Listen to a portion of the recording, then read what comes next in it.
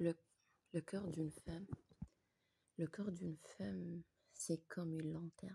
Quand il est bien nourri, il éclaire tout un foyer. Mais quand on lui enlève sa lumière, il s'éteint doucement. Oui. On va terminer aujourd'hui, Inch'Allah, là où on s'est arrêté, sur notre nouvelle série dans le cœur d'une femme musulmane. Aujourd'hui, aimer, ce n'est pas s'éteindre, ce que l'islam dit vraiment sur le mariage. Tu sais, Horty, on t'a peut-être dit que pour être une bonne épouse, tu devrais te taire, te plier, supporter, qu'Allah aime la femme qui endure. Bon, c'est vrai qu'Allah aime les endurants, il ne faut pas se leurrer. Même quand c'est injuste, même quand c'est humiliant, Allah il n'aime pas par contre ça, l'humiliation et l'injustice. Mais est-ce que c'est vraiment ce que l'islam dit? Notre prophète sallallahu alayhi wa sallam ne frappait pas, ne rabaissait pas, ne disait pas à ses femmes c'est comme ça, tu dois supporter. Au contraire, il écoutait, il souriait, il se levait pour aider chez lui. Il appelait ses femmes par les plus doux surnoms. Et toi, on t'a dit que ton silence était une preuve d'amour, qu'être fatigué, frustré, oublié, c'était noble. Mais parfois ce n'est pas de l'amour, c'est juste de l'effacement.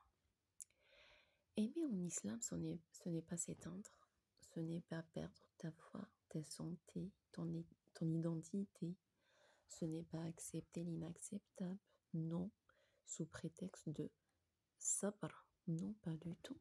Malheureusement, on a mélangé les coutumes, que dira-t-on, les vieilles histoires de nos vieilles mamans, etc., avec l'islam. Le sabre, ce n'est pas de devenir muette. Le sabre, c'est de garder ta noblesse, même quand tu choisis de parler, même quand tu mets des limites, Sam, même quand tu dis stop, ce n'est pas ça la religion. Eh bien oui, il faut corriger les erreurs que la société a mis. Corrigeons un préjugé. Obéir à son mari dans l'islam ne veut pas dire le laisser piétiner ton âme. Tu lui dois l'écoute, oui. Le respect, oui, c'est parfait. Et la loyauté, oui. Parce que avant de le faire pour lui, tu le fais pour Allah subhanahu wa ta'ala. C'est ce qui s'appelle le mitaq al-ghalid. Mais lui, il te doit la bienveillance, la miséricorde, la sécurité. Et tu sais quoi? Tu as le droit de te sentir mal quand tu es maltraité. Oui, ce n'est pas du manque de foi, pas du tout. On est des êtres humains et on a des sentiments.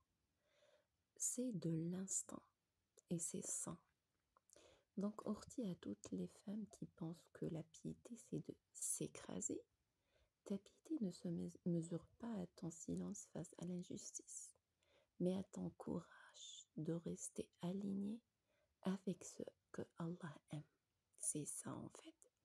Et à tous ceux qui utilisent la religion pour imposer leur pouvoir, le prophète sallallahu alayhi wa sallam a dit: le plus parfait des croyants est celui qui a le meilleur comportement.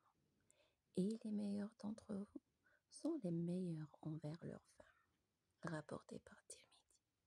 Donc alors Horty, tu n'es pas là pour t'effacer, tu es là pour illuminer. Et si ton foyer ne devient plus un lieu de paix, tu as le droit de parler, de chercher de l'aide, de poser des limites, de s'expliquer.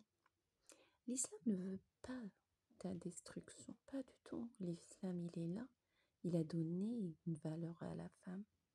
Oui, c'est l'islam qui a apporté cette valeur-là, la sécurité à la femme.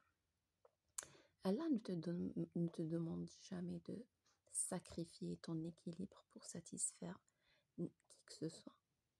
Qui que ce soit, car lui, il t'a créée précieuse, digne et digne d'amour. Et si tu doutes encore, rappelle-toi cette parole de notre prophète Mohammed sallallahu alayhi wa sallam. Allah, il est doux et il aime la douceur. ils donnent pour la douceur, ce qu'ils ne donnent pas pour la violence apportée par Muslim. Donc, il faut chercher la douceur. Choisis ce qui te rapproche d'Allah, pas ce qui t'abîme. Oui, avec le temps, tu vas t'éloigner comme ça d'Allah subhanahu wa ta'ala, parce que tu vas pas te comporter comme Allah il l'aime. Aime, mais n'oublie jamais que toi aussi tu mérites d'être aimé. Et à très vite, Orti, pour un nouveau souffle dans le cœur d'une femme musulmane. Et n'oublie pas, bien sûr, de partager.